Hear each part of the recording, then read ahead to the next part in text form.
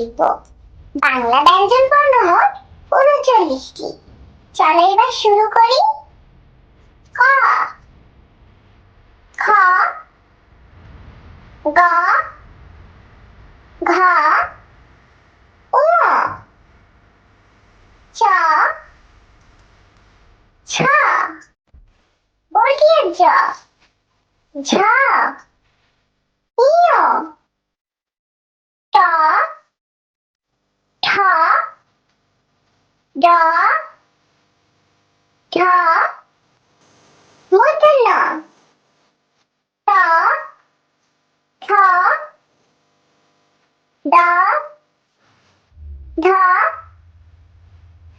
দন্তান্ন প, খ,